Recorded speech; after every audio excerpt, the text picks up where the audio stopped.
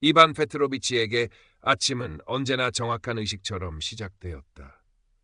모스크바 외곽 스탈린 시대에 지어진 듬직한 아파트 창밖으로 아직 어슴푸레한 빛이 스며들 때 그는 이미 침대에서 몸을 일으켰다.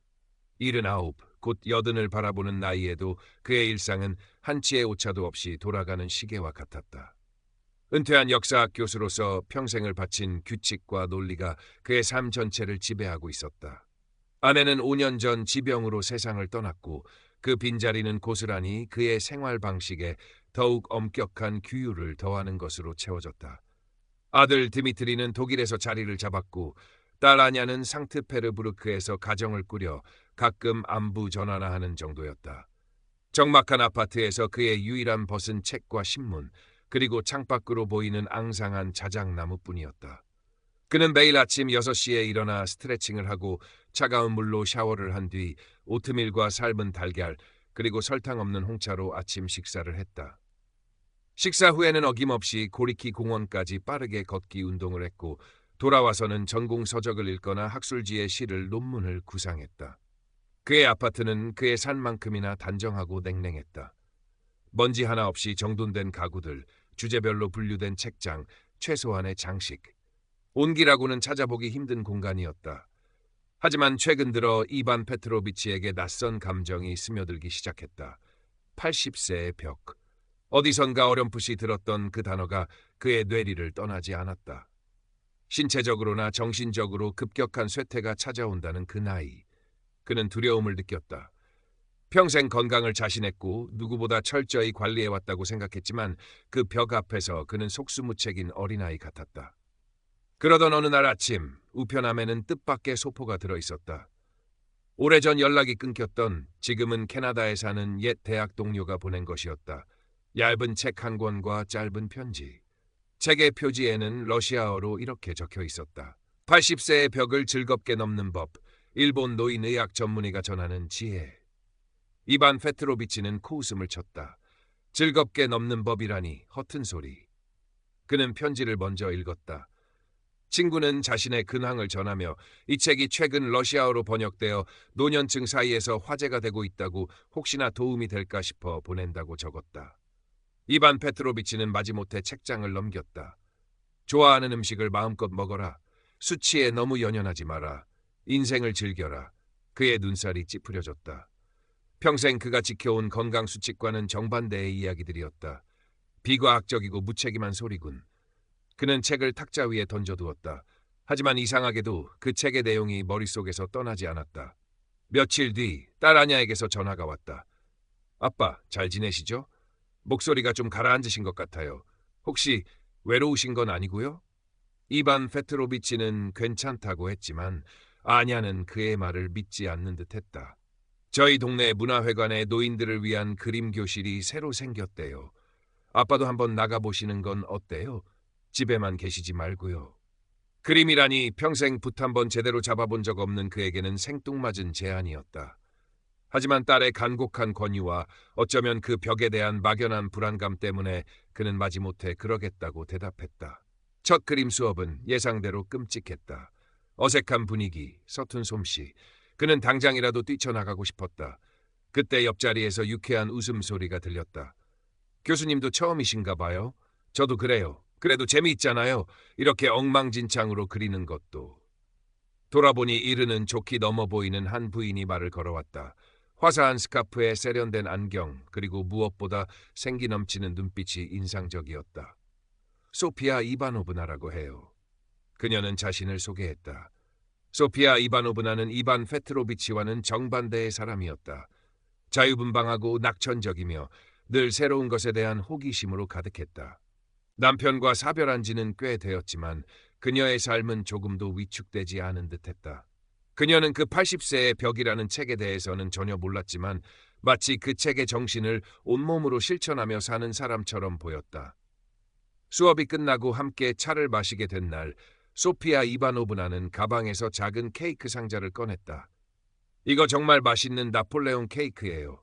교수님도 좀 드셔보세요. 이반 페트로비치는 수십 년 동안 그런 단 음식은 입에도 대지 않았다. 당뇨병 예방, 콜레스테롤 관리, 그의 머릿속에는 온갖 건강 수칙들이 떠올랐다. 하지만 소피아 이바노브나가 너무나 맛있게 케이크를 먹는 모습을 보자, 그리고 문득 그 책의 한 구절이 떠오르자 그는 자신도 모르게 포크를 들었다. 맛있군요. 죄책감과 함께 아주 오랜만에 느껴보는 달콤한 즐거움이 그의 입안에 퍼졌다. 그날 이후 이반 페트로비치의 삶에 아주 작은 균열들이 생기기 시작했다. 그는 아침 운동 시간을 조금 줄이고 잠을 더 잤다. 다큐멘터리 대신 소피아 이바노브나가 추천해준 러시아 코미디 드라마를 보기도 했다. 어느 날 저녁에는 충동적으로 작은 가게에 들러 평생 입에도 대지 않던 보드카 한 병과 초콜릿을 샀다. 혼자서 아주 조금 맛본 보드카는 독했지만 왠지 모를 해방감을 주었다. 정기 건강검진 날 담당 의사인 세르게이 볼코프 박사는 그의 몇몇 수치가 약간 변한 것을 보고 못마땅한 표정을 지었다. 볼코프 박사는 늘 그렇듯 수치에만 집중하며 약물 복용량을 늘려야 한다고 말했다. 하지만 이반 페트로비치는 처음으로 의사의 말에 의문을 품었다. 정말 이 모든 약이 다 필요한 걸까? 나는 예전보다 더 피곤한 것 같은데. 그는 집에 돌아와 자신이 복용하는 약들의 부작용과 다른 의학적 관점에 대해 인터넷으로 검색해보기 시작했다. 다음 그림 수업 시간, 그는 소피아 이바노브나에게 슬쩍 자신의 고민을 털어놓았다. 그녀는 약을 끊으라고 하지는 않았다. 대신 이렇게 말했다. 교수님, 자기 몸은 자기가 제일 잘 알잖아요. 의사 선생님 말씀도 중요하지만 자기 몸의 소리를 먼저 들어야죠. 가끔은 규칙보다 느낌이 더 정확할 때도 있고요. 이반 페트로비치는 용기를 내어 보기로 했다. 그는 자신이 특히 피로감을 느낀다고 의심되는 약 하나를 충분히 알아본 후 시험 삼아 며칠간 복용량을 줄여보았다. 놀랍게도 그는 전보다 몸이 가벼워지고 정신도 맑아지는 것을 느꼈다. 물론 볼코프 박사에게는 비밀이었다. 어느 주말 그는 젊은 시절 잠시 배웠던 하모니카를 떠올렸다. 그는 근처 악기점에 들러 가장 저렴한 하모니카를 하나 샀다. 먼지 쌓인 기억 속의 멜로디를 더듬더듬 불어보았다. 소리는 서툴렀지만 마음 한구석이 따뜻해지는 것을 느꼈다. 소피아 이바노브나와 그림 교실에서 만난 몇몇 새로운 친구들과 함께 모스크바 근교에 닫차. 마을로 당일치기 소풍을 간 날, 그는 몇 년 만에 처음으로 진정한 편안함과 즐거움을 느꼈다. 흐르는 강물, 지저귀는 새소리, 함께 나눠 먹는 샤슬릭과 갓 구운 빵. 그는 그동안 자신이 얼마나 많은 것을 놓치고 살았는지 깨달았다. 그는 일기를 쓰기 시작했다. 더 이상 학문적인 기록이 아니었다. 그날 느꼈던 감정, 사소한 발견, 떠오르는 생각들을 솔직하게 적어 내려갔다. 그의 글은 점차 따뜻함과 유머를 담기 시작했다. 딸 아냐가 모스크바에 들렀을 때 아버지의 변화에 깜짝 놀랐다. 처음에는 걱정스러운 눈빛으로 그를 바라보았다. 아버지가 건강에 해로운 방종을 하고 있다고 생각하는 듯했다. 아빠, 그림 그리시는 건 좋은데 식사나 약은 제대로 챙겨 드시는 거죠? 작은 긴장이 오갔지만 이반 페트로비치는 차분하게 자신의 생각을 이야기했다. 아냐, 아빠도 이제 내 몸의 소리를 좀 들어보려고 한다. 너무 오랫동안 규칙에만 갇혀 살았던 것 같아. 딸은 여전히 미심쩍어했지만 아버지의 얼굴에 떠오른 전에 없던 평온함을 보고는 더 이상 캐묻지 않았다. 어쩌면 그 대화는 부녀가 서로를 조금 더 이해하게 되는 작은 계기가 되었을지도 모른다. 이반 페트로비치는 점점 더 대담해졌다. 그는 아내가 살아생전 가보고 싶어 했던, 하지만 이런저런 핑계로 미루기만 했던 발트의 연안의 작은 휴양도시 칼리닝그라드로 며칠간 혼자 여행을 떠나기로 결심했다.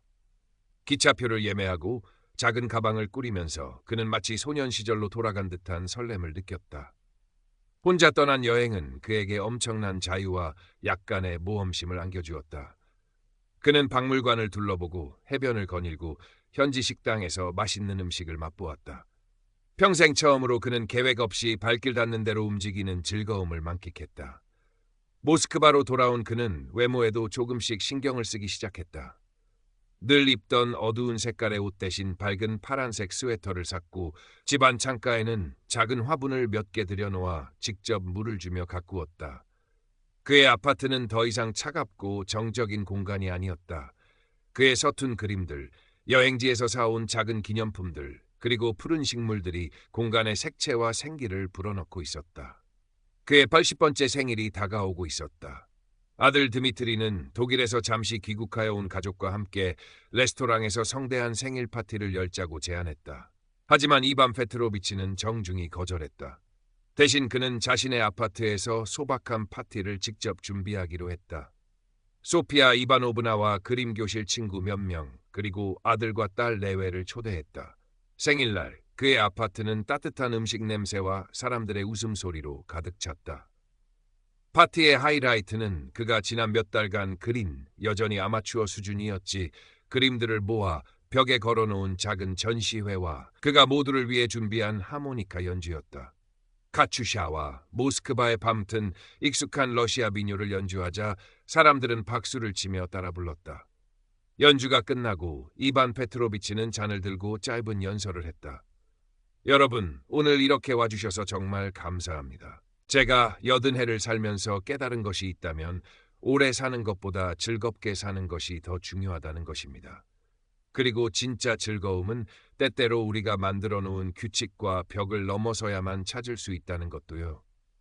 그는 자신의 변화 과정과 80세의 벽이라는 책에서 얻은 영감에 대해 솔직하게 이야기했다. 저는 남은 생애 동안 질병에 대한 두려움이 저를 지배하도록 내버려 두지 않을 겁니다. 제 삶의 주인은 바로 저니까요. 아들과 딸은 아버지의 진심 어린 말에 눈시울을 붉혔다. 그때 볼코프 박사에게서 전화가 왔다. 재검진 일정을 상기시키며 그가 임의로 약을 줄인 것에 대해 여전히 불감을 드러냈다. 이반 페트로비치는 침착하지만 단호하게 대답했다. 박사님, 저는 요즘 훨씬 건강하다고 느낍니다. 물론 제 결정에 책임을 질 것이고 필요하다면 박사님의 조언도 계속 구할 겁니다. 하지만 이제부터는 제 몸의 소리에 더 귀 기울이며 박사님과는 순종이 아닌 협력의 관계를 맺고 싶습니다. 전화를 끄는 그는 후련한 미소를 지었다. 생일 파티가 끝나고 몇 달이 흘렀다. 이반 페트로비치는 여전히 자신의 아파트에 살았지만 그곳은 더 이상 외롭거나 차가운 공간이 아니었다. 그는 여전히 건강에 좋은 습관들을 유지했지만 훨씬 더 유연하고 덜 엄격하게 생활했다. 그림 교실에도 꾸준히 나갔고 소피아 이바노브나와는 함께 연극을 보러 가거나 새로 생긴 카페를 찾아다니는 절친한 친구가 되었다.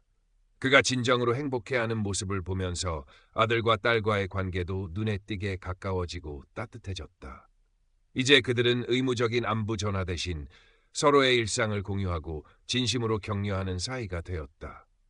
어느 맑은 가을날 오후, 이반 페트로비치는 창가에 앉아 일기를 쓰고 있었다. 창밖으로는 고리키 공원의 나무들이 황금빛으로 물들어가고 있었고 꽃밭 사이를 한 마리 호랑나비가 자유롭게 날아다니고 있었다. 그는 펜을 놓고 가만히 그 모습을 바라보았다. 평온한 미소가 그의 입가에 떠올랐다. 80세의 벽. 그것은 더 이상 그에게 두려움의 대상이 아니었다. 그것은 그의 인생에서 새롭고 의미 있는 장을 여는 또 다른 문턱일 뿐이었다. 그는 깨달았다.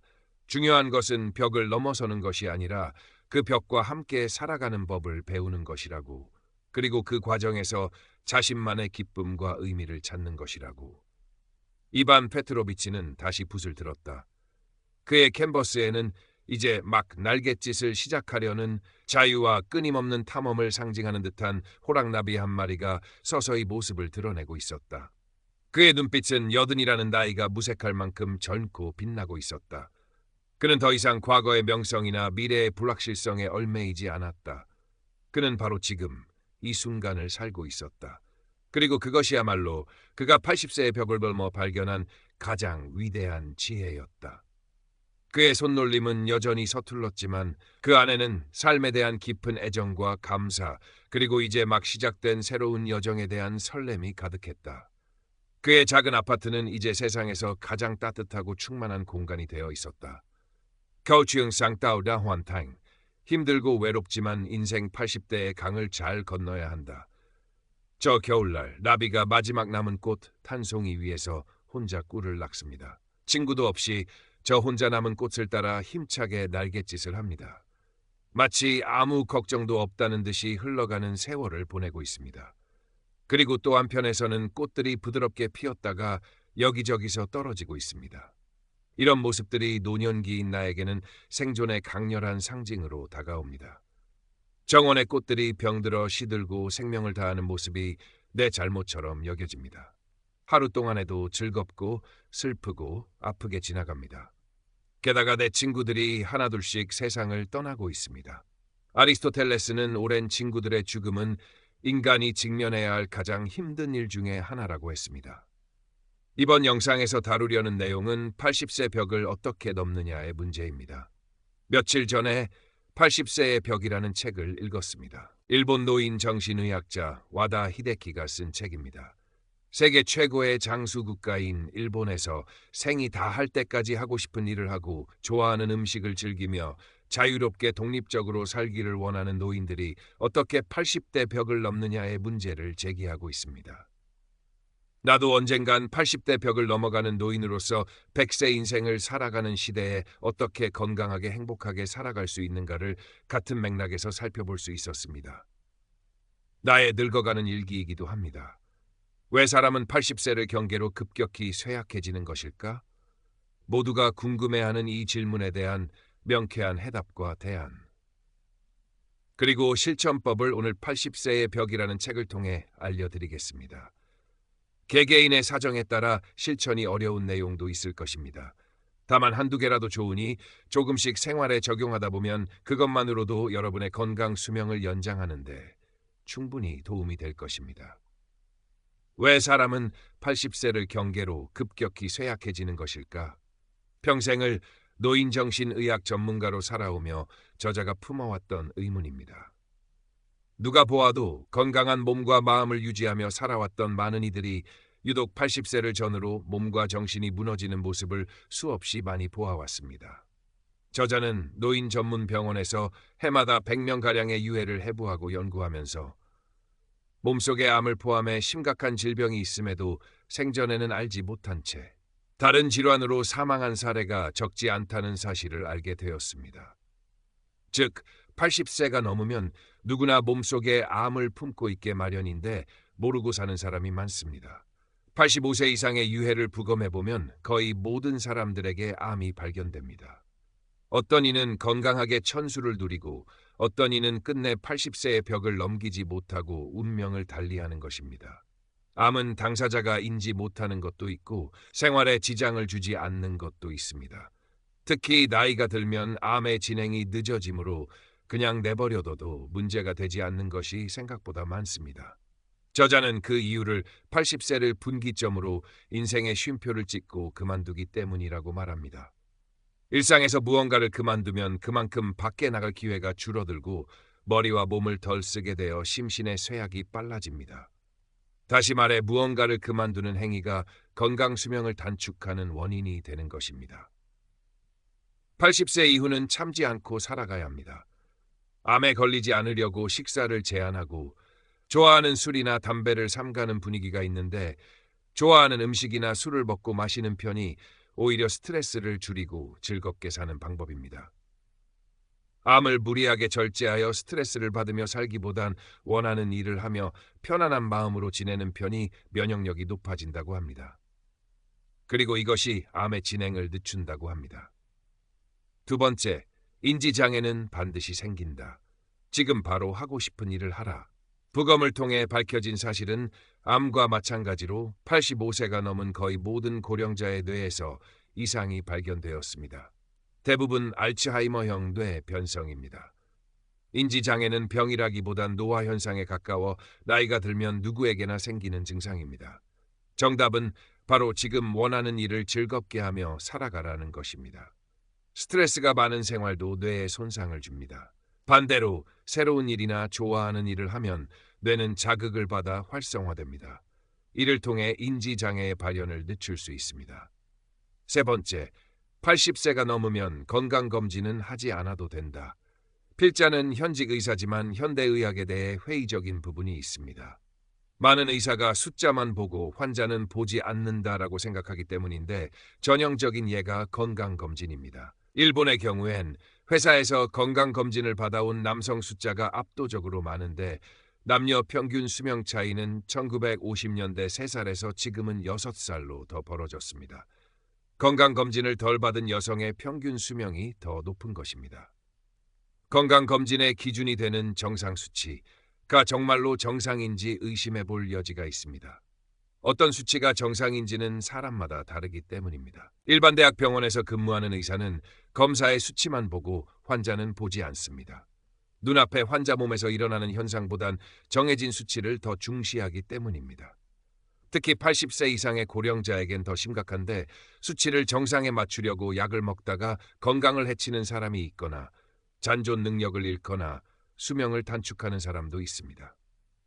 네 번째, 의사에게 의존하지 말라. 의사에겐 건강이란 관점이 없다. 의사의 불섭생이란 말이 있는데 의사가 자기 건강이나 신체에는 무관심하다는 뜻입니다. 많은 의사들은 환자에겐 약이나 검진을 권하지만 정작 본인은 원하지 않습니다. 약이나 검진으로 수명이 크게 늘지 않는다는 사실을 경험적으로 알고 있기 때문입니다. 그러면서 환자에겐 다량의 약을 처방하고 작은 암에도 수술합니다. 젊은 환자는 그나마 버티지만 80세 이후에는 이런 치료가 도리어 컨디션 난조나 수명 단축의 원인이 될 수 있습니다. 다섯 번째, 병원에 가지 않았더니 사망자 수가 줄었다. 2020년 코로나19로 병원을 찾는 사람이 큰 폭으로 줄었습니다.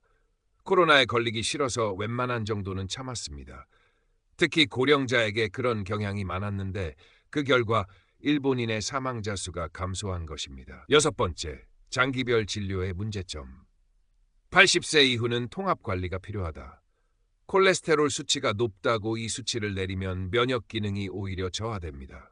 그러면 암의 진행이 빨라지고 감염증에 쉽게 노출됩니다. 결국 혈관계 질환으로 사망하는 사람은 줄지만 암이나 폐렴으로 사망하는 사람은 늘어납니다. 아무리 건강한 삶이더라도 노년기에 이르면 80대 턱걸이 노인이 되기 쉽습니다. 여기서 말하는 턱걸이란 하나의 경계 혹은 전환점이라는 말과 같은 의미입니다. 흔히 옛부터 9수 넘기기가 어렵다는 말도 그렇습니다. 다시 말해 9로 끝나는 나이를 말하는데 10년 단위의 마지막 해를 가리킵니다. 9수는 마지막 관문으로 완전 상태 직전의 숫자로 인생이 완성되기도 전에 불행이 찾아온다는 속설이 담겨 있습니다. 예를 들어 70대에 이르러서는 79세를 잘 넘겨야 80대를 살아간다는 말입니다. 80대로 접어드는 고비를 잘 넘기지 못하면 그 이후로는 아무 일도 할 수 없이 주저앉고 만다는 가정입니다. 80대는 미래 90대, 100세 시대로 살아가기 위해 통과해야 하는 생물학적 경계입니다. 더구나 80대의 문턱을 넘어가는 것은 단순한 생각만이 아니라 실제로 몸의 쇠퇴를 느끼는 체험적 단계이기도 합니다. 홀로 아프고 홀로 고뇌하며 홀로 세월을 보내게 됩니다.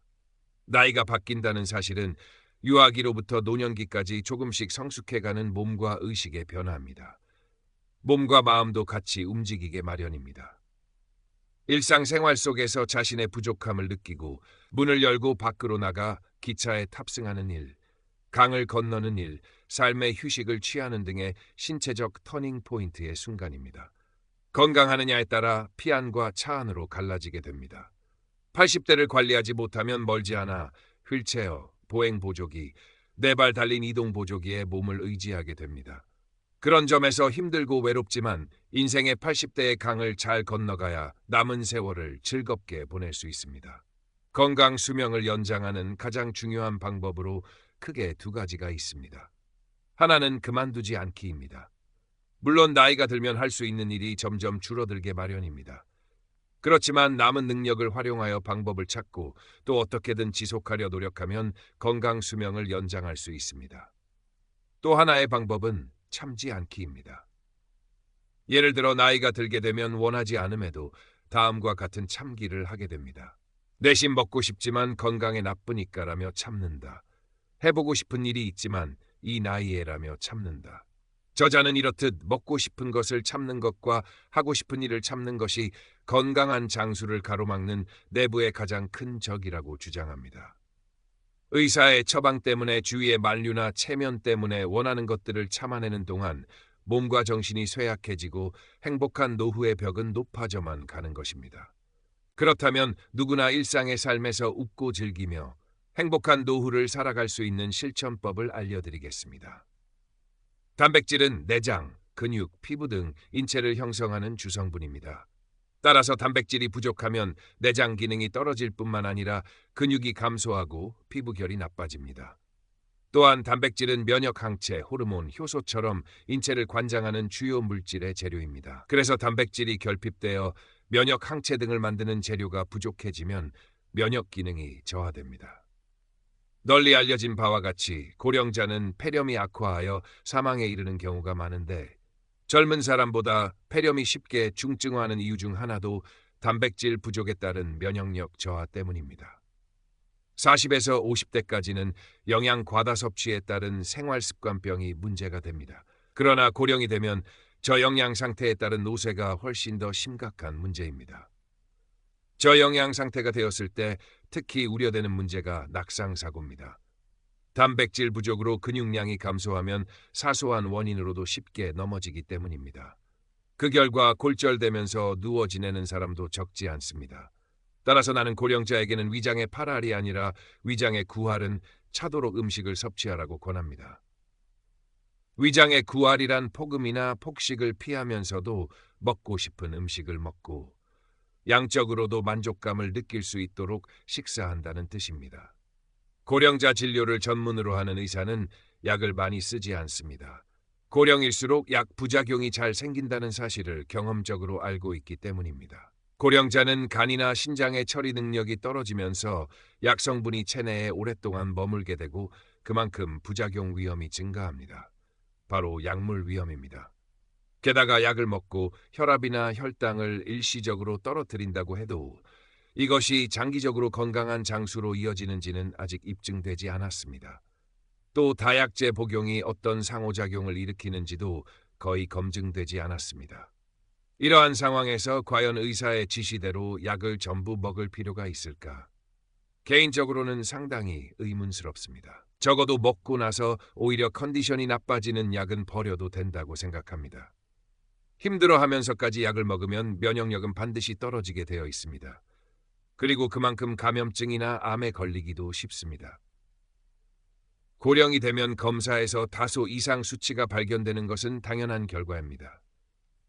검사 결과표에 위에서 아래까지 이상 수치로 도배되어 있다고 해도 80대까지 살아있다면 그 자체로 충분히 건강하다는 뜻입니다. 그런데도 장기 하나하나의 수치에 집착하여 수치를 올리거나 내리기를 목표로 하면 오히려 전체적인 건강을 해칠 우려가 있습니다. 예를 들어 고혈압 판정을 받고 저염식을 통해 검사 수치가 다소 개선되었다고 가정해 봅시다.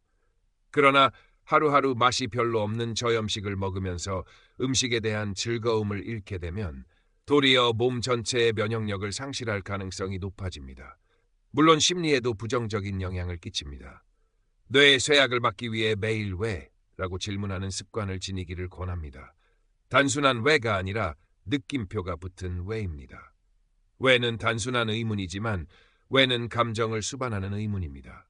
예를 들면 신문이나 텔레비전에서 사건이나 사고 소식을 접하면 왜 그런 일이 발생했는지 30초 정도면 되니 스스로 생각해 보도록 합시다. 인간은 감정부터 노화합니다. 그러므로 이렇게 감정을 수반하는 문제를 스스로 설정하고 사고하면 뇌의 쇠약을 막을 수 있습니다. 수면 부족은 뇌뿐만 아니라 신체에도 악영향을 끼칩니다. 우선 수면이 부족하면 암에 걸리기 쉽습니다. 40세부터 79세 여성 2만 4천 명을 7년간 추적 조사한 결과에 따르면 수면 시간이 6시간 미만이면 7시간 이상 자는 사람에 비해 유방암 발생 위험이 1.6배 증가한다고 합니다. 그 이유는 수면 부족으로 면역력 저하가 발생했기 때문이라고 보고 있습니다. 또 수면이 부족하면 당뇨병과 고혈압 위험이 2배가량 증가한다는 보고도 있습니다. 이는 인슐린 기능이 약해지면서 혈당이 올라가기 때문이라고 추정합니다. 그리고 당뇨병이나 고혈압이 생기면 한층 더 잠을 이루지 못하는 악순환이 발생합니다. 당뇨병에 걸리면 야간 빈뇨가 생길 뿐만 아니라 입이 마르거나 다리에 통증이나 저린 증상이 나타나서 불면증을 호소하는 사람이 증가합니다. 한편 고혈압이 생기면 교감신경이 우위를 차지하면서 잠을 이루기 어려운 상태가 됩니다. 또한 웃음은 건강에 큰 도움이 됩니다. 웃으면 자연히 다량의 산소를 체내로 흡수하게 됩니다. 고령자는 호흡근이나 가로막의 근력이 약해지면서 폐활량이 감소하고 혈액 속의 산소 포화도가 떨어집니다. 하지만 웃으면 자연히 복식 호흡이 일어나 일시적으로 호흡력이 높은 상태를 회복합니다. 또한 웃으면 NK세포의 활성도가 상승하여 면역력이 올라갑니다. 코미디를 보고 난 후에는 NK세포의 활성도가 35에서 45회나 높아진다는 연구 보고도 있습니다. 이는 일반적인 약을 복용했을 때보다 훨씬 큰 효과입니다. 나이듦을 받아들이면서도 불필요한 인내는 하지 않는다. 그리고 할 수 있는 일을 현명하게 지속한다. 저자는 이것이 스스로가 발견한 건강하고 행복한 노후를 보낼 수 있는 최고의 방법이라고 말합니다. 세상은 노후를 좁고 짧게 만드는 그릇된 편견과 선입견으로 가득합니다. 책 80세의 벽에는 그러한 오류에 저항하는 지식과 지혜가 빼곡히 담겨 있습니다. 여러분도 이 책을 통해 조금이라도 더 많은 이들이 80세의 벽을 보다 수월하게 넘어 인생에서 가장 행복한 20년을 만날 수 있기 바랍니다. 주사위는 던져졌다. 80대가 그렇습니다. 이쯤 되니 늙어가는 노년기에 무엇이 가장 중요한지 알겠습니다. 그것은 건강하게 살다가 잘 죽는 것이 아닐까요? 친구들이 하나둘씩 세상을 떠나면서 나 자신의 죽음도 멀지 않았다는 생각이 자주 들기 때문입니다. 오스트리아 정신의학자 알프레드 아들러가 말하는 늙어갈 용기가 필요하다고 하지만 잠재된 욕망, 불만, 후회, 상실감을 안고 하루하루 버티는 몸입니다. 남아있는 나날. 어떻게 여생을 보낼지, 삶의 마지막을 어떻게 준비할지. 끝까지 간직하고 싶은 것은 버릴 물건, 자식들에게 남길 물건은 무엇인지 다시 한번 돌아보게 됩니다. 80살이 넘어서도 방황하지 않는 인간이 어디 있나요? 마지막으로 좋은 글 하나 소개해드리겠습니다. 이젠 나 스스로를 사랑해야 한다. 우리는 이 세상에 올 때 혼자였다. 갈 때도 동반자가 있을 리가 없다. 사람으로 사는 것은 필경 외로운 일일 것이다. 고독을 즐기다가 새로운 인생을 만난 사람도 있고 오랜 동행의 종지부를 찍은 사람도 있다. 내 삶의 가치는 결코 타인이 만들어 놓은 상황에 의해 매겨지는 것이 아니다. 내가 나를 어떻게 바라보느냐, 내가 내 삶을 어떻게 살아가느냐에 따라 달라질 것이다. 우리는 다른 이들과 함께 있을 때 맡겨진 대역을 충실하게 연기한다. 늘 정해진 각본대로 따라하는 훈련이 자신의 진정한 모습을 잃어버리게 만든다. 당연히 스스로를 솔직하게 대면하지 못하는 사람이 생기기도 하고 자기 자신을 평가하고 투자하는 데 철저히 인색했다. 혼자인 사람은 가장 자유로운 사람이다. 그러나 사람들은 자신의 배역에 익숙해져 있는 터라 이런 자유를 마주하게 되면 오히려 충격에 빠진다. 그래서 상당수의 사람들이 혼자라는 사실을 참을 수 없어한다. 혼자는 곧 외로움이며 공허하고 단정짓고 착각 속에 빠진다. 하지만 사람은 모두 자신의 길을 당당히 걸어가야 한다. 이젠 자식도 배우자도 일상의 삶에서 잠시 내려놓고 그들만큼이나 사랑한 열정을 오래 잊고 지냈던 나 자신과의 사랑을 위해 사용해보기로 하자. 이젠 나 스스로를 사랑해야 한다. 내가 나를 사랑해주지 않으면 누가 날 나만큼 사랑해줄까? 최근에 혼자만의 시간을 누려본 기억이 있는가? 혼자서 여행을 가본 적이 있는가? 스스로 고독한 여행자가 되어보자. 한밤중 덜컹거리며 달리는 기차에 앉아 창밖으로 스쳐 지나가는 불빛을 바라보자. 고독은 생각을 풍성하게 키우고 그 차원을 높여준다. 많은 생각이 부담스러운가? 생각이 많은 것은 좋은 일이다. 그것을 조용히 음미할 때 우리의 영혼은 성장한다. 열심히 가정을 지키면서 살아온 나 자신을 마음껏 칭찬하자. 열심히 일하면서 지나온 내 삶을 한껏 사랑하자. 정성껏 마음 주고 걸음 좋은 내 이웃들을 중심으로 사랑하며 칭찬하자. 이젠 이만하면 쉴 자격 충분하니 더 이상 달려가지 못하더라도 달래고 추스를 시간을 주자. 수고했다. 애썼다. 육신이 너덜너덜해질 만큼 약해진 나 자신에게 위로와 칭찬과 용기를 보내주자.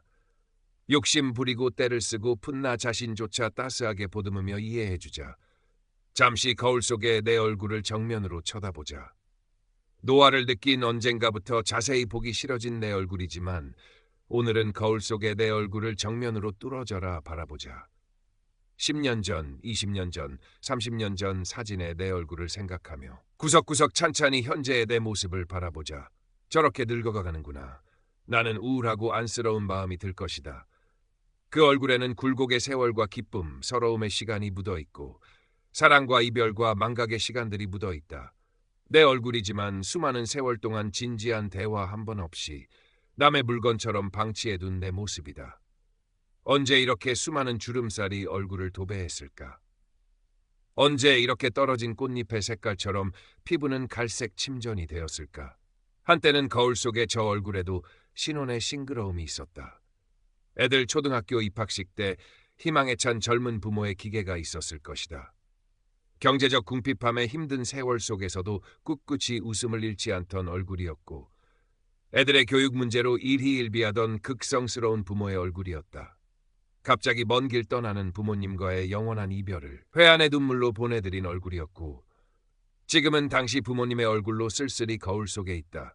낯설게 변해버린 굳은 무표정의 얼굴에게 이젠 진정으로 좋은 표정을 선물해주자.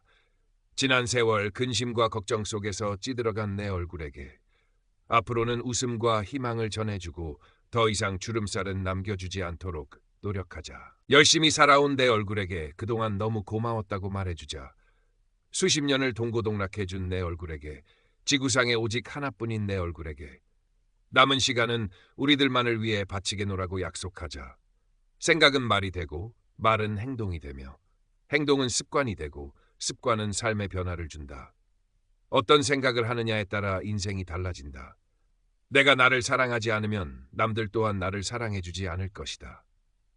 첫 번째, 내가 제일 좋아했던 취미 생활을 시작하자.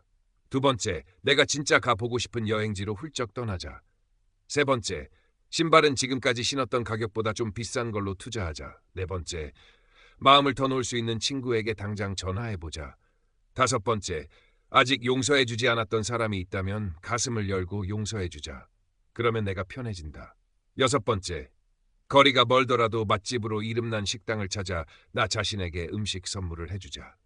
일곱 번째, 매일 아침 눈을 뜨는 순간 나는 사랑받기 위해 태어난 사람이고 지금 이 순간이 가장 행복한 사람이라고 외치자. 이 글을 읽은 모든 사람이 과거에 어떻게 살았던, 지금 당장부터 행복했으면 한다. 거울 속의 낯선 나를 이젠 진정 사랑하는 대상으로 친하게 지내며 먼 훗날 영원한 안식 여행을 떠날 때 너와 나, 우리는 행복한 삶을 살았다고 말할 수 있었으면 얼마나 좋을까. 내가 먼저 내 얼굴을 사랑해라고 말하라고 바로 행동을 했으면 합니다. 나를 업신 여기지 말고 위대하고 또 위대한 소중하고 귀한 사람이 당신임을 잊지 말고 살았으면 합니다. 나는 지구상 하나뿐인 내 얼굴을 사랑합니다. 왜냐하면 한평생 희로애락을 같이 경험하며 살아온 얼굴이니까요. 이제는 늦기 전에 인생을 즐겨라.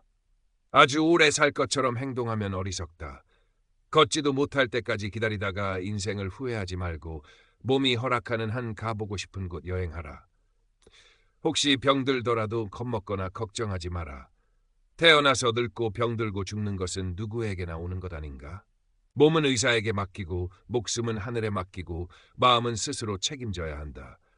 자식들이나 손자에 관한 일은 눈으로 보고 귀로 듣기만 하고 입은 꼭 다무셔라. 자신이 자신을 최고로 여기고 자신을 대접하며 살다가 생로병사에 순응하며 살자. 머물듯 가는 것이 세월인 것을. 새로운 이야기, 아이디어 제안. 유지할 요소, 틈새 주제, 80세라는 중요한 장벽. 혹은 벽으로 여겨지는 노년기에 접어들면서 겪게 되는 신체적, 정신적, 사회적 어려움에 맞서는 성찰과 전략. 노년기 쇠퇴에 대한 일반적인 예상에 반하여 삶의 질, 자율성, 행복을 유지하기 위한 사고방식의 전환에 초점을 맞춘다. 명확한 설명, 이 틈새 주제에서 새로운 이야기에 유지해야 할 측면은 무엇인가? 이 주제의 본질은 무엇인가? 80세의 벽이라는 개념을 중요한 심리적, 신체적 이정표로 유지한다. 사회적 편견과 노화로 인한 자연스러운 쇠퇴에 직면한 등장인물의 내적, 외적 갈등에 초점을 맞춘다. 수동적으로 쇠퇴를 받아들이는 대신 사고방식을 바꾸고 자율성, 삶의 즐거움, 삶의 질을 추구하는 것을 강조한다.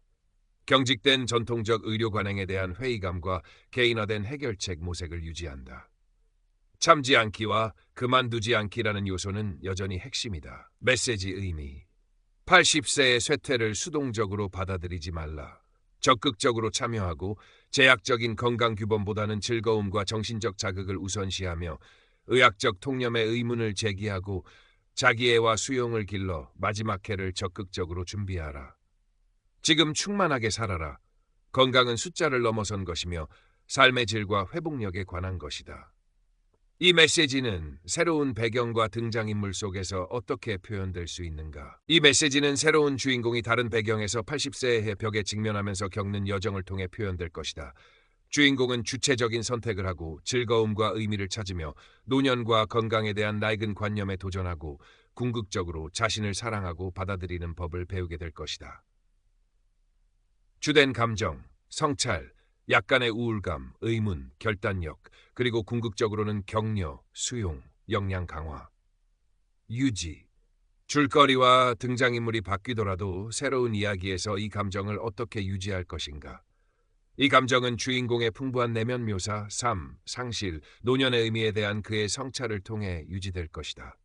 초기 투쟁은 우울한 색채를 띨 수 있지만 해결책을 찾는 과정과 인식의 변화는 결단력, 격려, 그리고 궁극적으로는 수용과 더 강인한 느낌으로 이어질 것이다.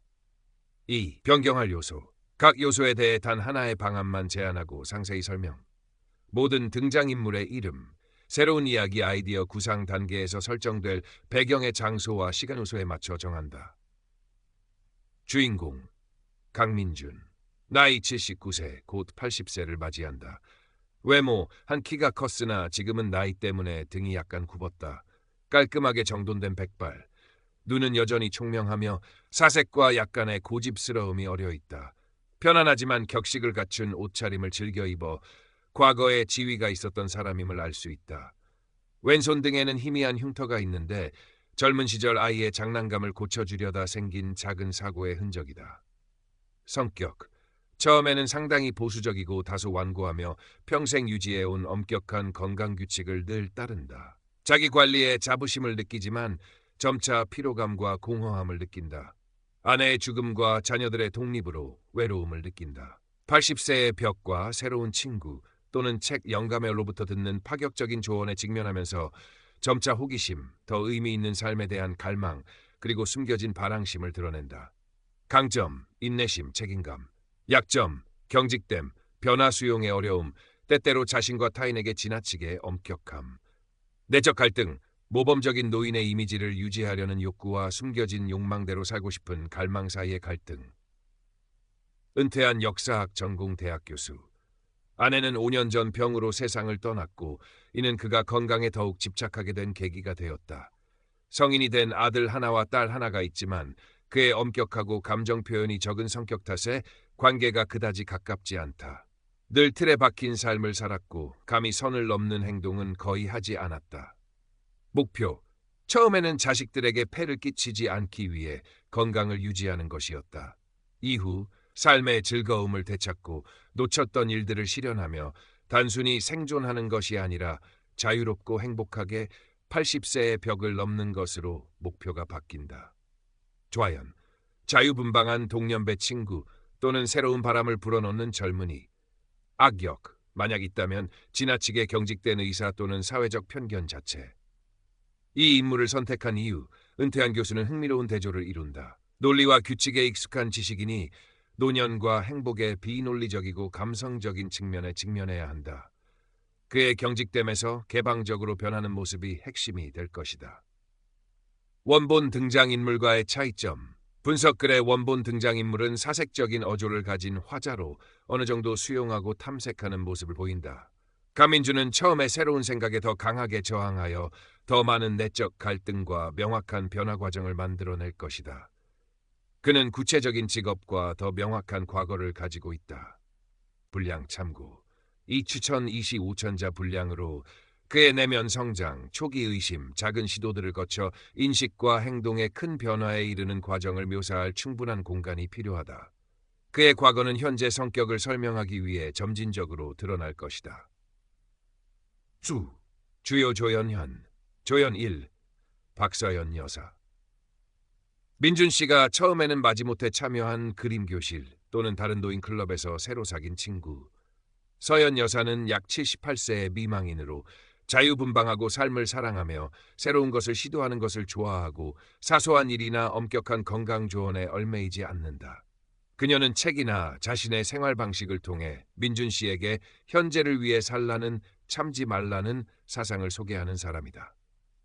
성격. 명랑하고 낙천적이며 솔직하고 동정심이 많지만 매우 현실적이다. 교조적으로 민준 씨를 설득하려 하지 않고 행동과 진솔한 나눔을 통해 다가간다. 운명 계속 즐겁게 살아가며 민준 씨의 중요한 정신적 동반자가 된다. 추가 이유. 박서연 여사는 촉매 역할을 하며 민준 씨에게 새로운 아이디어를 제공하고 그의 낡은 편견에 도전한다. 황혼기에 맺어진 그들의 순수한 우정은 이야기에 따뜻함을 더할 것이다. 원본 조연과의 차이점. 원본 이야기에서 와다 히데키 박사는 책을 통해 간접적으로 등장하는 전문가이다. 서연 여사는 직접적으로 상호작용하는 유형의 인물로 더 일상적이고 친근하다. 분량 참고. 서연 여사의 역할은 영감을 주고 민준 씨가 변화할 수 있는 상황을 만드는 데 집중될 것이다. 그녀의 과거에 대한 자세한 설명은 필요 없고 성격과 역할을 이해할 수 있을 정도면 충분하다. 특정 인물이 아니라 노년에 대한 사회적 편견과 강민준 자신의 내면에 있는 두려움. 숫자와 규칙에만 의존하는 경직된 의료 관점을 대표하는 의사, 김현우 의사가 있을 수 있다. 민준 씨는 처음에 이 의사를 매우 신뢰하지만 점차 회의감을 느낀다. 외면우 의사가 있담. 약 50세. 항상 단정하게 다려진 흰 가운을 입고 금태 안경을 썼으며 표정이 엄숙하고 웃음이 적다. 전문성은 뛰어나지만 공감 능력이 부족하고 검사 수치와 표준 치료법에만 집중하며 노인 환자의 감정이나 삶의 질에는 별로 관심이 없다. 주인공과의 관계. 민준 씨가 정기적으로 진료를 받고 그의 조언을 따르는 사람이다.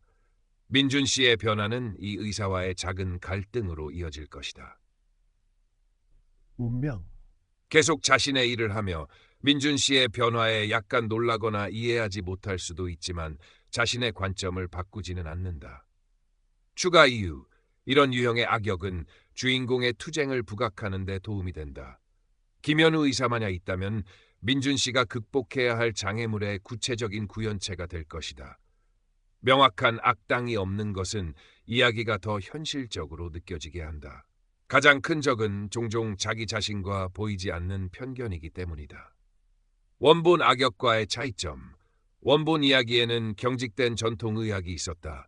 여기서는 잠재적인 의사 캐릭터를 통해 더 구체화되거나 내적 및 사회적 장벽으로 강조된다. 분량 참고. 만약 김현우 의사가 등장한다면 그의 역할은 그리 크지 않고 민준 씨의 변화를 촉진하고 대조를 이루기 위해 몇 장면만 등장할 것이다. 초점은 여전히 주인공의 내적 투쟁에 맞춰진다. 한국의 현대도시, 서울 또는 다른 빠르게 변화하는 대도시일 수 있다. 구체적으로는 민준 씨가 혼자 사는 아파트 단지, 그가 자주 산책하는 집 근처 공원, 서연 여사를 만나는 문화센터 또는 노인교실, 그리고 김현우 의사의 진료실, 작은 식당들, 익숙한 길거리. 시간제 2020년대 이후. 민준 씨가 80세를 앞둔 시점. 이야기는 그가 변화하는 모습을 보여주기에 충분한 몇 달에서 1년 사이에 일어난다. 공간. 주로 현실적이고 일상적인 공간. 처음 민준 씨 집안의 답답하고 규율적인 공간과 그가 변화하기 시작하면서 접하는 더 개방적이고 다채로운 공간. 그림교실, 즉흥적인 산책 사이의 대조. 사회 문화. 성공에 대한 압박감. 모범적으로 살아야 한다는 노인에 대한 기대감. 그러나 노년의 삶에 대한 인식 변화도 있는 현대 한국 사회. 건강을 중시하지만 때로는 기계적인 문화. 영향. 현대 도시 배경은 노인들이 적극적으로 관계를 맺지 않으면 겪게 될 고립감을 부각한다. 사회적 의료적 규칙은 주인공이 직면해야 할 벽을 만든다. 이 배경을 선택한 이유. 현대 한국 배경은 한국 독자들에게 익숙하며 노인과 관련된 문화적, 사회적 요소를 쉽게 통합할 수 있다.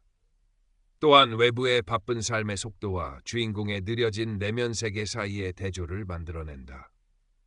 원본 배경과의 차이점. 원본 이야기에서는 일본 와다 히데키 박사를 언급하지만 공간은 주로 화자의 내면이었다. 새로운 이야기는 더 구체적인 한국 배경을 가지며 명확한 장소와 사회적 상호작용이 있을 것이다. 분량 참고. 분위기를 조성하고 이야기의 배경을 제공할 만큼만 배경을 묘사하고 불필요한 세부 사항에 치우치지 않는다. 주인공의 감정과 행동에 직접적인 영향을 미치는 배경 세부 사항에 집중한다. 적절한 등장인물 이름, 주인공 강민준, 흔한 이름으로 친숙한 느낌을 준다. 조연 박서연, 여성스럽고 부드러운 느낌의 이름. 의사 김현우, 전문적인 느낌의 이름. 도입, 79세에 은퇴한 역사학 교수 강민준을 소개한다. 그는 깔끔하다 못해 차가운 아파트에서 혼자 산다. 그의 삶은 엄격한 건강 규칙, 정해진 식사, 규칙적인 운동, 연구서적 읽기를 중심으로 돌아간다. 그러나 그는 80세 생일이 다가오면서 공허함과 막연한 두려움을 느낀다. 그가 들어왔던 80세의 벽, 아내의 죽음과 자녀들과의 소원함은 그를 더욱 외롭게 만든다. 발단 민준 씨는 우연히 한 신문 기사를 읽거나 강연을 듣게 된다. 나중에 서연 여사로부터 듣거나 다른 출처를 통해. 일본 의사가 쓴 80세의 벽이라는 책에 대한 내용인데 그 책에는 파격적인 관점들이 담겨 있다. 너무 절제할 필요 없이 좋아하는 것을 하고 필요 없다고 생각되면 건강검진을 건너뛰어도 된다는 등 처음에는 터무니없다고 일축한다. 전개 1. 딸의 설득으로 외로움을 덜기 위해 노인 그림 교실에 참여하게 된다. 그곳에서 그는 자신과는 정반대로 활기차고 삶을 사랑하며 자유로운 생활 방식을 가진 박서연 여사를 만난다. 서연 여사는 그 책에 대해 전혀 모르지만 그 정신에 따라 살고 있다.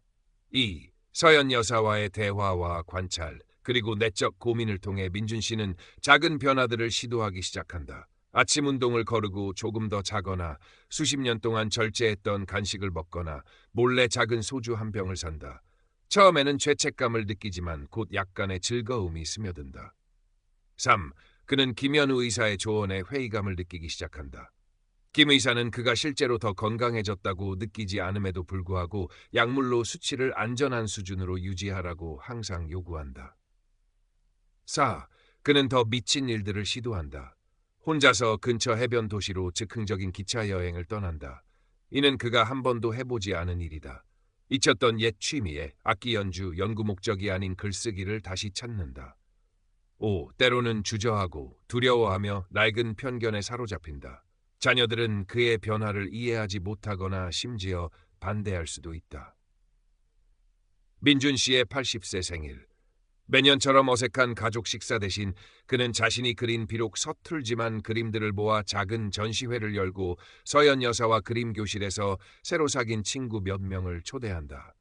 또한 그는 김 의사가 처방한 약 중 일부를 스스로 알아본 후 불필요하고 부작용이 있다고 판단하여 과감히 거부한다. 그는 남은 생애 동안 자신이 원하는 방식으로 살겠다고 자녀들에게 선언한다. 민준 씨는 젊어지지도 건강이 완벽해지지도 않았지만 마음속 깊은 즐거움과 평화를 찾는다. 그는 계속 그림을 배우고 즉흥 여행을 떠나며 새로운 친구들을 사귄다. 그가 진정으로 행복해하는 모습을 보면서 자녀들과의 관계도 개선될 수 있다. 그는 거울을 보며 주름과 백발을 보지만 눈에는 평온함과 약간의 장난기가 어려 있다.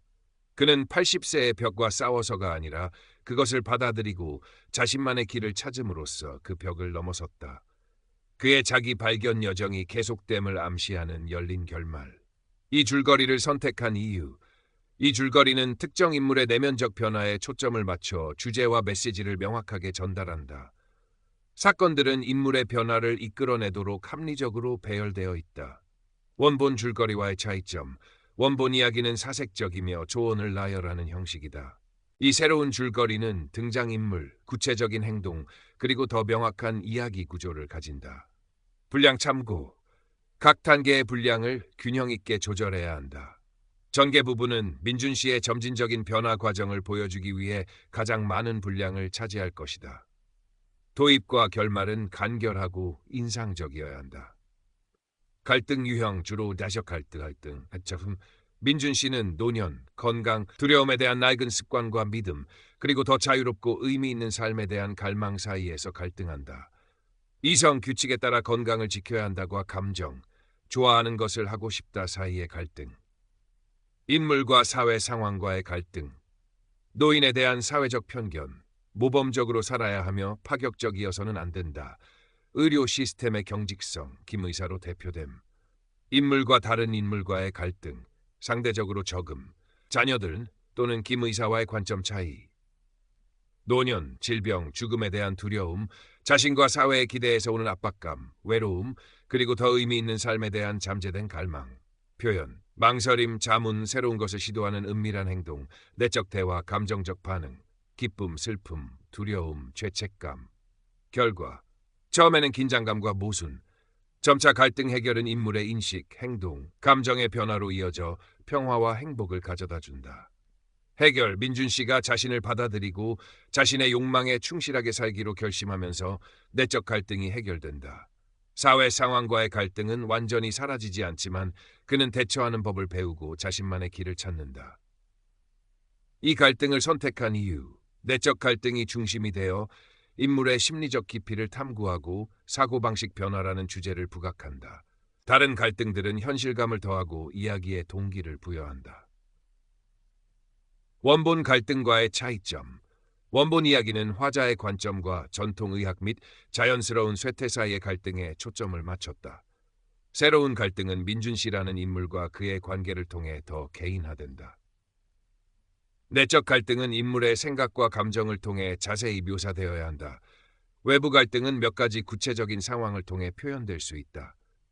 이야기 서술 방식, 시점. 강민준의 생각과 감정에 초점을 맞춘 3인칭 제한 시점. 이를 통해 독자는 주인공의 내면 여정에 깊이 공감하면서도 일정한 거리를 두고 관찰할 수 있다.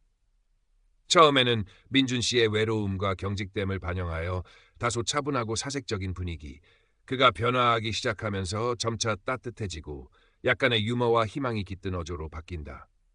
전체적으로 진솔하고 감동적인 어조.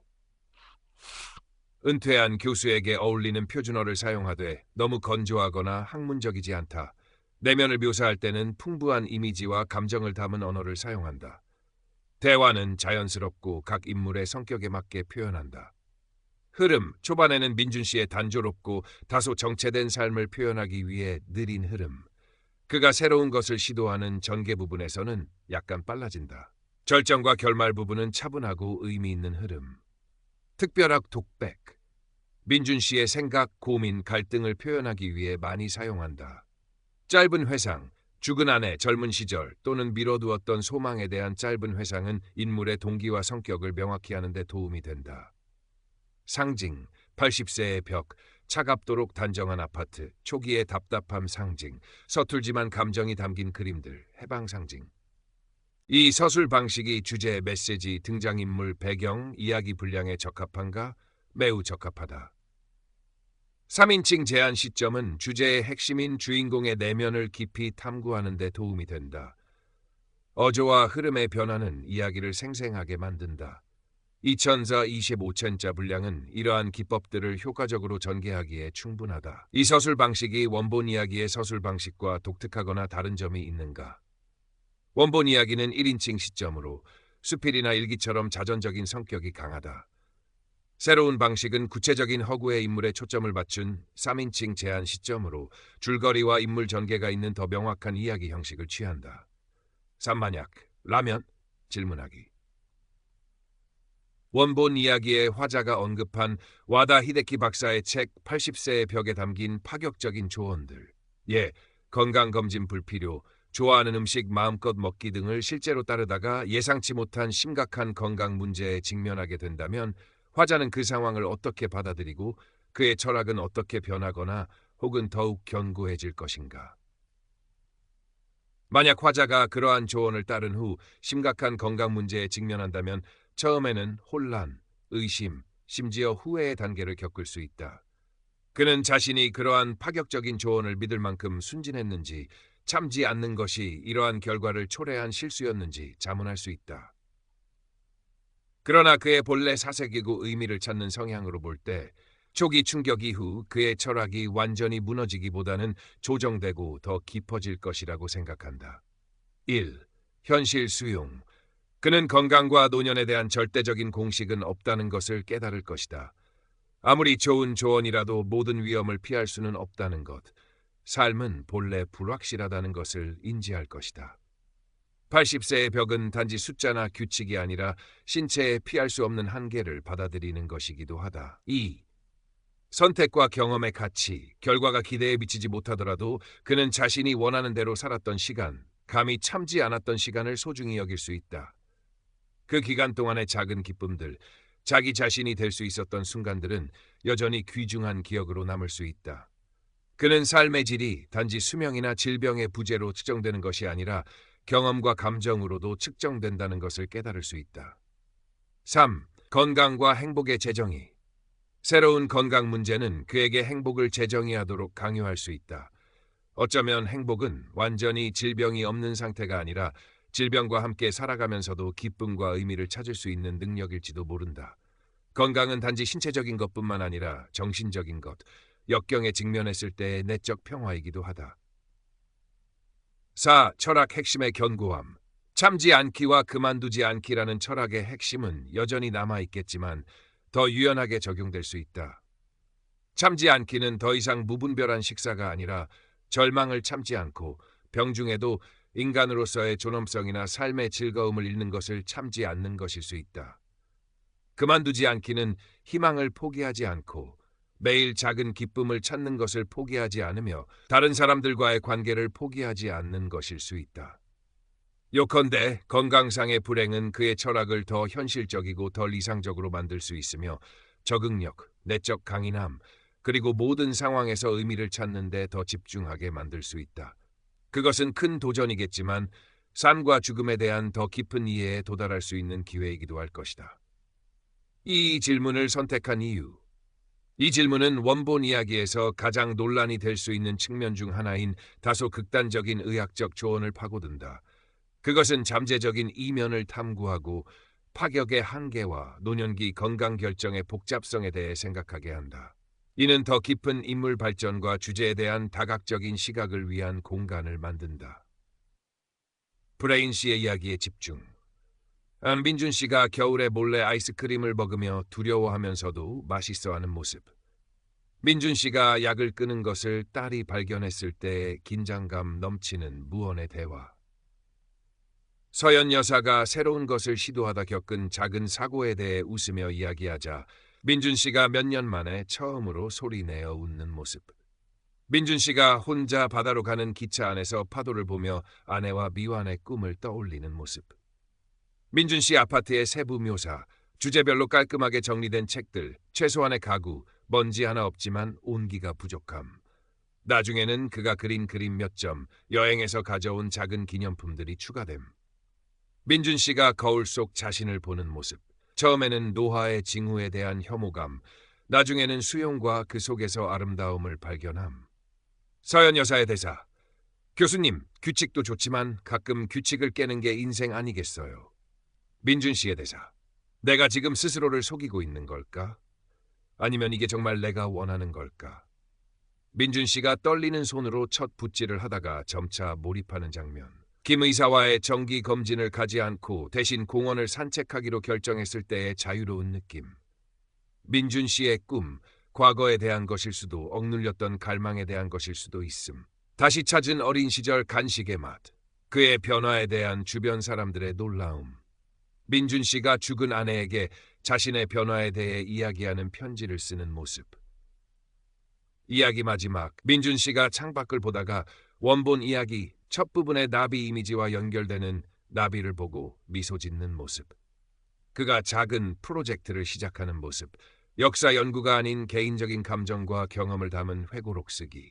서연 여사가 발코니에 생동감을 상징하는 꽃과 식물로 가득한 작은 정원을 가꾸는 모습. 민준 씨가 손주와 영상 통화를 하거나 새로운 취미에 대한 정보를 찾기 위해 스마트폰 사용법을 배우는 모습. 5. 줄거리 개요. 강민준 씨에 대한 선택된 방안 기반. 약 29일 강민준 은퇴한 역시 소개. 서울의 단정하고 규율적인 아파트에서 혼자 산다. 단조로운 일상생활 묘사, 식사, 운동, 독서 등 엄격한 건강 규칙 중심. 아내 사별 후의 외로움, 성인이 된 두 자녀, 해외 거주 아들, 다른 도시 거주 딸, 가끔 안부 전화와의 다소 소원한 관계. 다가오는 80세의 벽에 대한 막연한 두려움. 그는 이 개념, 즉 신체적, 정신적 급격한 쇠퇴에 대해 어렴풋이 들었다. 어느 날 아침, 오랫동안 연락이 끊겼던 옛 동료로부터 80세의 벽을 즐겁게 넘는 법이라는 제목의 작은 책, 와다 히데키 박사의 정신에 기반한 허구의 책을 소포로 받는다. 몇 페이지를 넘겨보며 기이한 조언들, 좋아하는 음식 먹기, 수치에 너무 걱정하지 않기, 인생 즐기기 등을 보고 처음에는 불쾌해하며 비과학적이라고 생각한다. 전개 1. 외부의 자극과 첫 시도들. 딸이 전화해서 아버지의 외로움을 걱정하며 구 문화센터 노인 그림 교실에 참여하라고 권한다. 그는 마지못해 동의한다. 그림 교실에서 박서연 여사, 78세, 미망인, 쾌활하고 자유분방한 성격, 패션을 좋아하고 항상 에너지 넘침을 만난다. 서연 여사는 그 책에 대해 전혀 모르지만 최선을 다해 사는 철학에 살아있는 화신이다. 처음 그림 수업은 어색했지만 서연 여사의 열정과 친절함에 민준 씨는 점차 마음을 연다. 그는 그녀의 생활 방식에 대해 관찰하고 궁금해하기 시작한다. 어느 날 서연 여사가 즐겁게 케이크, 그가 수십 년 동안 끊었던 음식을 먹는 것을 보고 그는 그 책을 떠올린다. 그는 몰래 비슷한 케이크를 사서 공원에서 혼자 먹는다. 죄책감과 즐거움이 뒤섞인 감정을 느낀다. 그는 작은 탈선들을 시도하기 시작한다. 운동을 거르고 늦잠을 자거나 다큐멘터리 대신 예능 드라마를 본다. 2. 편견과 회의감의 직면. 정기 건강검진에서 김현우 의사 엄격하고 수치만 믿음, 민준 씨의 몇몇 수치가 약간 변한 것에 불만을 표시하며 약물 복용량을 늘리라고 요구한다. 민준 씨는 자신이 복용하는 모든 약의 필요성에 대해 회의감을 느끼기 시작한다. 그는 인터넷에서 약물의 부작용, 다른 의학적 관점에 대한 정보를 찾아본다. 그는 서연 여사에게 자신의 생각을 일부 털어놓는다. 그녀는 약을 끊으라고 조언하지 않고 교수님, 자기 몸은 자기가 제일 잘 알잖아요. 자기 몸의 소리를 먼저 들어야죠. 라고만 말한다. 그는 자신이 피로감을 느낀다고 의심되는 약 충분히 알아본 후를 시험 삼아 줄여보기로 결정한다. 그는 약간 기분이 나아지는 것을 느낀다. 3. 잃어버린 즐거움을 되찾고 새로운 것을 발견.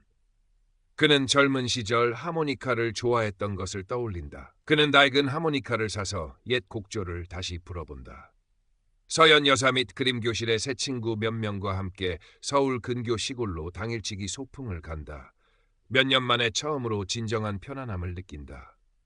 그는 일기를 쓰기 시작하는데 과학적인 기록이 아니라 자신의 감정과 생각을 담는다.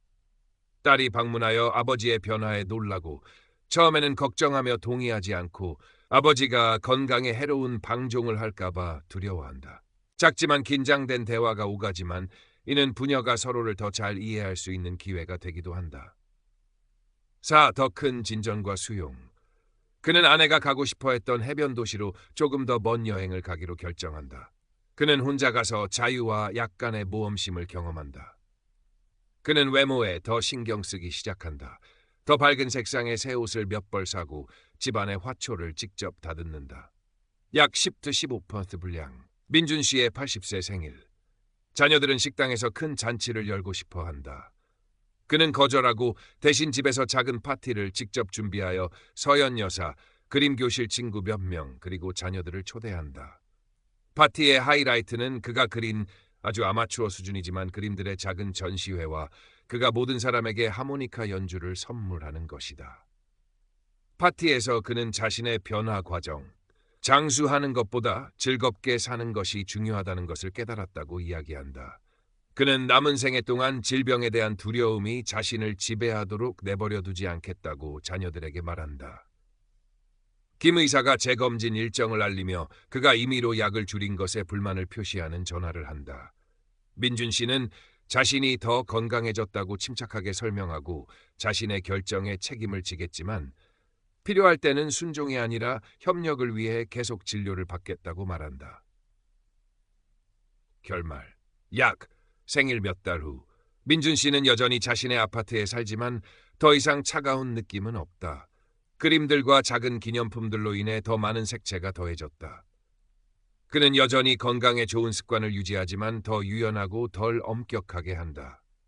그는 여전히 병원에 가지만 의사와 더 적극적으로 소통한다. 그와 서연 여사는 서로의 기쁨과 슬픔을 나누는 절친한 친구가 되어 함께 활동에 참여한다. 그가 진정으로 행복해하는 모습을 보면서 자녀들과의 관계도 더 가깝고 따뜻해진다. 어느 날 오후 민준 씨는 창가에 앉아 일기를 쓴다. 그는 창밖을 보다가 공원 꽃밭 사이를 자유롭게 날아다니는 나비를 본다. 그는 평온하게 미소 짓는다. 80세의 벽은 더 이상 두려움이 아니라 그의 인생에서 의미 있는 새로운 장이다. 그는 벽을 넘어서는 것이 아니라 그것과 함께 살아가는 것이 가장 중요하다는 것을 깨닫는다. 이야기는 민준 씨가 자유와 끊임없는 탐험을 상징하는 나비 그림을 계속 완성하며 붓을 잡는 모습으로 끝난다. 이반 페트로비치에게 아침은 언제나 정확한 의식처럼 시작되었다.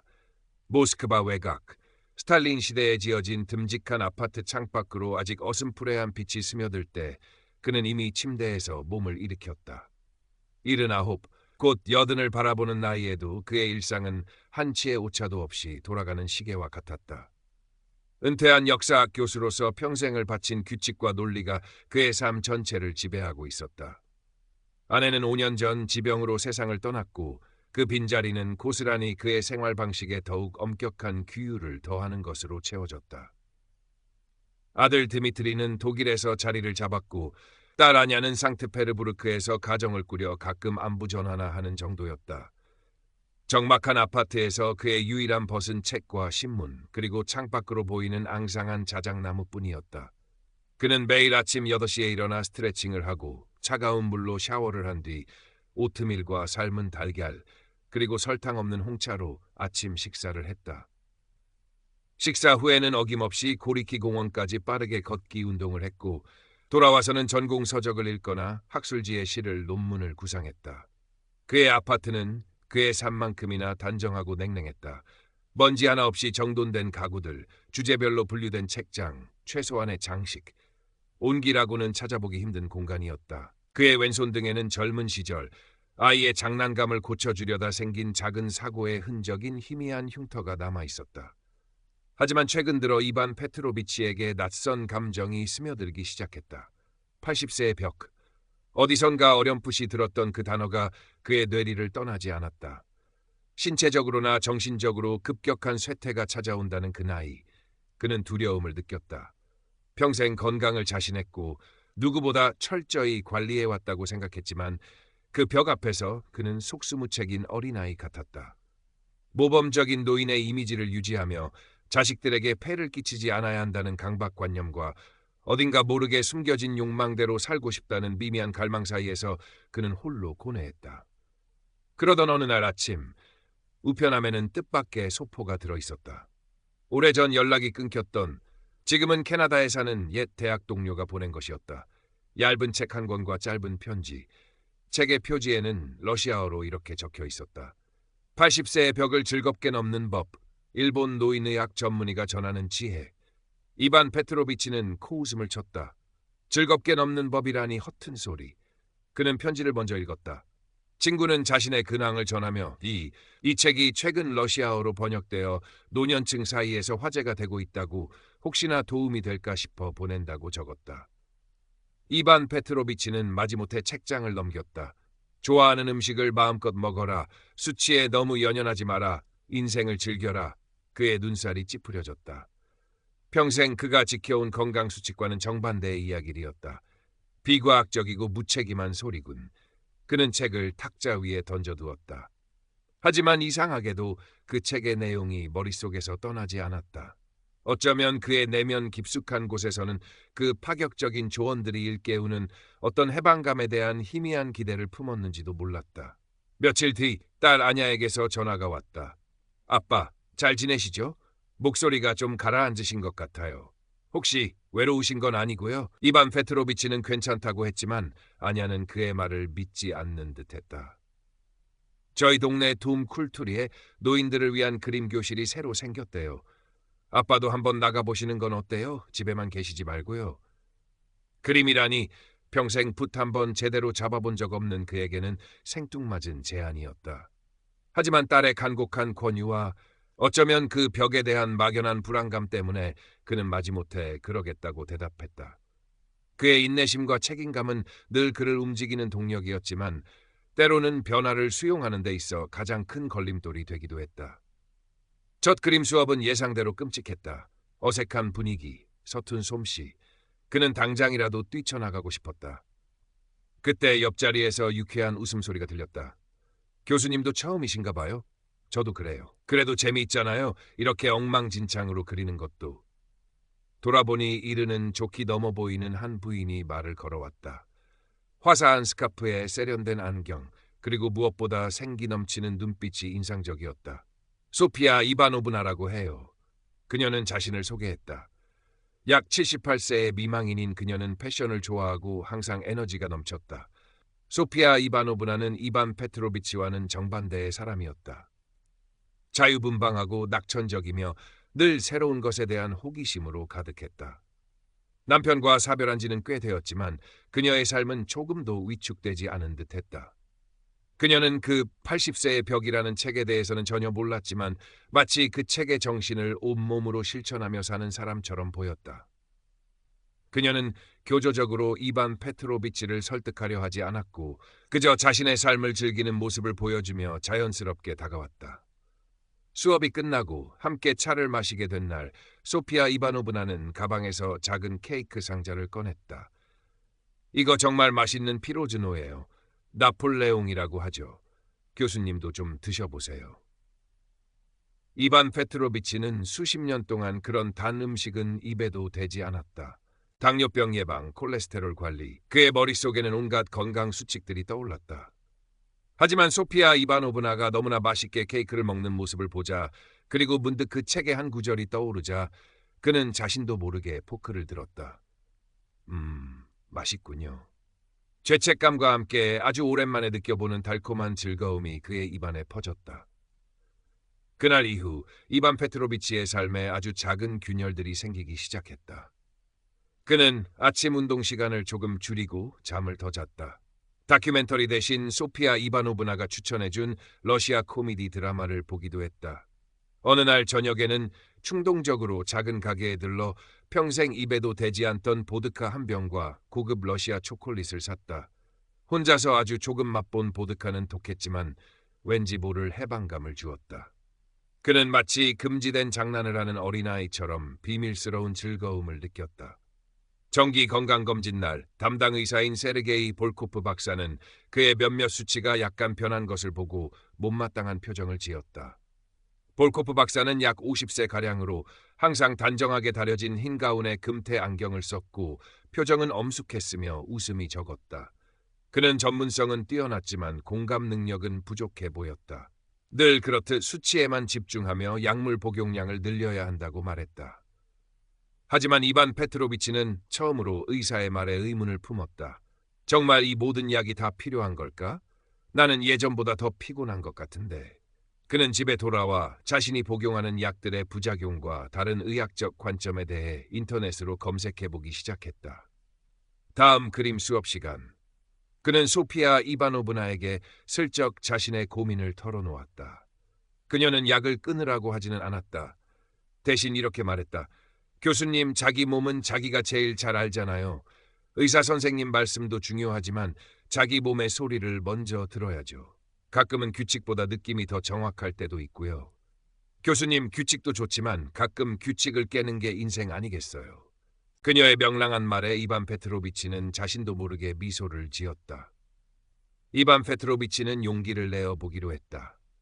그는 자신이 특히 피로감을 느낀다고 의심되는 약 하나를 충분히 알아본 후 시험 삼아 며칠간 복용량을 줄여보았다. 놀랍게도 그는 전보다 몸이 가벼워지고 정신도 맑아지는 것을 느꼈다. 물론 볼코프 박사에게는 비밀이었다. 그는 대신 내가 지금 스스로를 속이고 있는 걸까? 아니면 이게 정말 내가 원하는 걸까? 라는 질문을 반복했지만 몸이 보내는 긍정적인 신호를 무시할 수는 없었다.